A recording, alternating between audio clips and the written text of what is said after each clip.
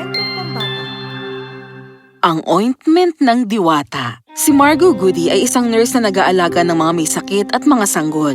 Isang gabi, nagising siya ng hating gabi. Pagbaba niya ng hagdan, nakita niya ang misteryosong lalaki at nais siyang isama sa bahay nila dahil may sakit ang asawa niya para alagaan ang sanggol. Pakiusap, may sakit ang asawa ko at hindi ko mapatulog ang anak namin. Kinuha agad ni Margot Goody ang kanyang mga gamit at sumama sa lalaki. Tumakbo sila ng tumakbo hanggang makarating sila sa pinto ng isang kubo. Sinundan ni Margot ang lalaki sa isang magandang kwarto. Naroon ang isang magandang babae at katabi niya ang isang sanggol na lalaki.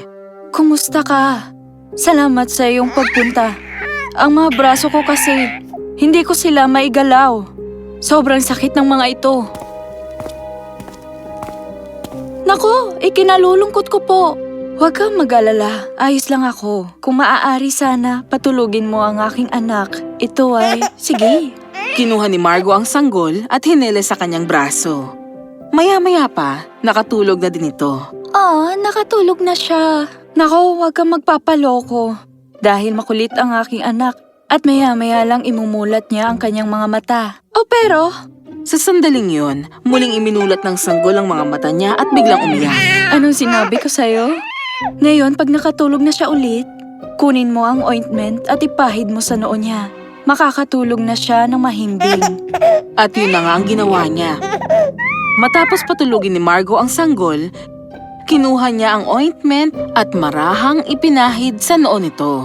Parang may kakaiba dito. Hindi pa ako nakakita ng ganito sa buong buhay ko.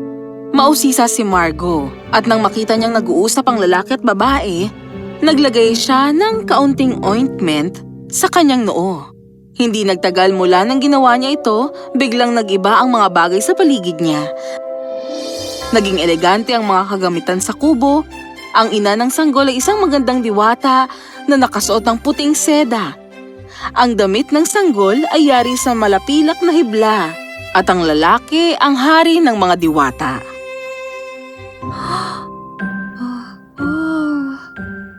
Napagtanto ni Margot na siya ay nasa bahay ng mga diwata. Pero di siya nagsalita. At nang makita na niya na kaya ng babae na alagaan ng sanggol, hiniling niya sa hari ng mga diwata na iuwi na siya. Kaya inihatid na siya ng hari sa bahay niya nang hindi nalalaman na nakikita na niya kung sino talaga siya. Salamat, Margot. Heto, isang dosenang gintong barya para sa iyong serbisyo. Paalam. Pagkasabi nun, umalis na ang hari ng mga diwata at nakita ni Margot na lumipad ang kabayo sa himpapawid. Wow! Totoo bang nakikita ko? Ngayon, mag-isa na naman si Margot. Nawala ang mga magulang niya noong maliit pa siya at tiyahin niya ang nagpalaki sa kanya na isa ring nurse. Mahal na mahal ni Margot ang tiyahin niya. Pero sa kasamaang palad, namatay na ito nung 1 taon dahil sa sakit. Mag-isa na lang si Margot ngayon, walang kaibigan, pamilya, maliban sa aso niya, si Viscus. Matulog na tayo, Viscus. Nang sumunod na umaga, nagising si Margot sa kakaibang boses na hindi pa niya naririnig noon. Margot! Gising na! May lakad tayo! Margot! Nang imulat niya ang kanyang mata, nagulat siya nang makita niyang nagsasalita si Viscus. Viscus? Nagsalita ka ba? Nakakapagsalita ka? O panaginip lang to?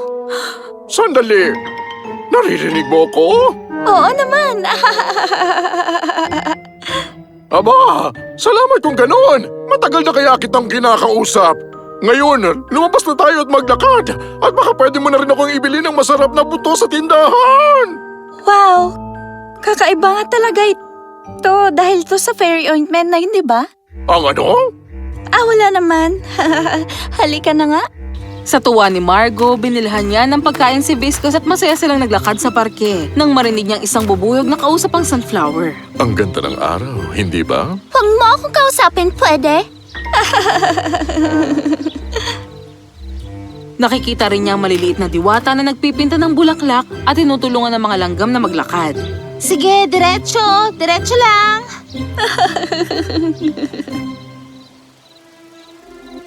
Naririnig rin niya na kumanta ang mga ibon. Nakita lahat yun ni Margo at napagtanto niya kung gaano kahiwaga ang kalikasan. Habang naglalakad, nakita niya ang matandang babaeng nakaupo sa lilim ng puno, dumadaing sa sakit. Tumakbo si Margo papalapit sa kanya. Nako, ayos lang po ba kayo, Lola? Naglalakad lang ako nang biglang sumakit ang mga binti kong ito, Iha. Ay, uupo lang sana ako sandali. Pero ngayon na hindi na ako makatayo dahil sa sobrang sakit ng mga ito. Titingnan ko po. Isa po akong nurse. Yumuko si Margo at hinawakan ng mga binti ng matanda upang tingnan nang biglang may liwanag na lumabas sa kamay niya patungo sa matanda. Ang sakit parang... Sandali, iyong sakit. Nawala na ang sakit. Bigla na lang tumalo ng matandang babae at niyakap si Margo. Napakabuti mo. Salamat. Maraming salamat sa'yo. Magaling na ako. Ano ba ang ginawa mo? Ako, Nalilito si Margo. Tumingin siya kay Viscus. Ano ka ba? Hindi ko alam. Nakita mo ba yung liwanag? Wala akong nakikita na kahit ano. Pero nakita ko na paghawak mo sa kanya ang nagpagaling doon sa matanda. At nakakausap mo na ako ngayon. Anong nangyayari? Mahika, mahal kong Viscus. Mahika ang dahilan ng lahat. Halika na, pumunta na tayo sa palengke. Marami pa tayong mga bibilhin. At kaya naman, nagpunta na sila sa palengke. Sa kanilang paglalakbay, pinakain ni Margo ang isang pulubi, tinulungang makatawid ang matandang lalaki, at pinagaling niya ang isang pilay na ibon sa simpleng paghipo lamang. Natutuwa si Margo sa kanyang nadiskubring kakayahan, ngunit lahat ito ay matatapos din.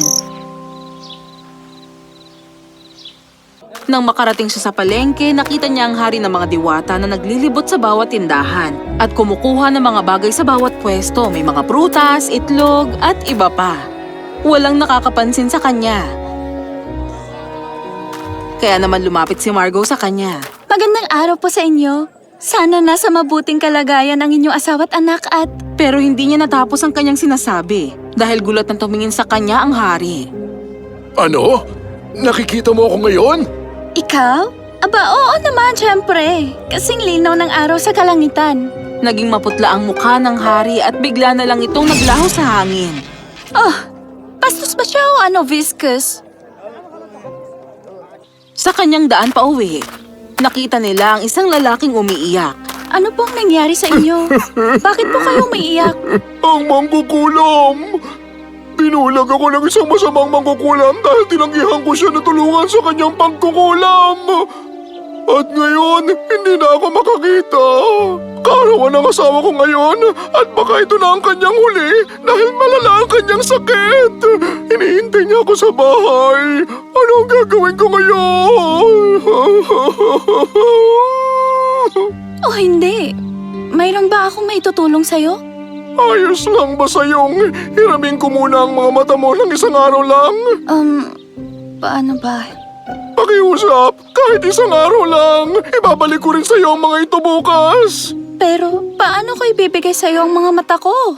Sabihin mo lang, ipapahiram ko sa'yo ang aking mga mata. Kunin mo ito ngayon at ibabalik mo ito bukas sa akin. Yun ang sinabi sa akin ng mangkukulam. Ang sabi niya, kung may isang taong may mabuting puso ang magbibigay ng mga mata nila, tsaka lang ako makakakita ulit. Hindi! Wag! Isa lang itong paraan ng pangloloko. Wag mo siyang pagkatiwalaan. Hindi ko alam kung pagkakatiwalaan ko siya, Viscus, pero kailangan ko siyang tulungan anuman ang mangyari. Pagkasabi nun, lumapit si Margo at sinabi ang mga salita. Ipapahiram ko sa'yo ang aking mga mata. Kunin mo ito ngayon at ibalik mo ito bukas sa akin. At pagkatapos niyang sabihin yon, lumiwanag ang buong paligid. At ang lalaki pala ay ang hari ng mga diwata. Sa tabi naman nito, lumitaw ang reyna. Ngumiti sila. Ikaw? Swerte ang nadulot sa'yo ng kapangyarihan ng diwata. Ngunit ang puso mo ang tunay na nagpapadiwata sa'yo. Margo Goody, nagpasya kaming gawin kang isang ganap na diwata. Iyon ay kung gusto mong ipagpatuloy ang pagtulong sa mga tao. Napangiti si Margo dahil wala na siyang ibang gugustuhin pa. Pumayag siya at ikinumpas ng reyna ang kanyang baton at sa isang iglap nagkaroon siya ng mga pakpak. Mabuti ang iyong puso. Humayo ka, ipinagmamalaki ka namin. At si Viscus? Palagi ka naman niyang sasamahan. Oh, maraming salamat. Magiging isang diwatang aso na ba ako?